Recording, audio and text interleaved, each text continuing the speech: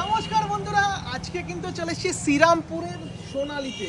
একেবারে কিন্তু পুজোর ট্রেন্ডিং কালেকশন পুঁথি বালুচুরি।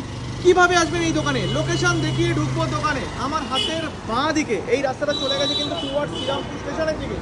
আমার হাতের ডান দিকে এই রাস্তাটা চলে গেছে একেবারে শ্রীরামপুর ফেরিঘাটের দিকে।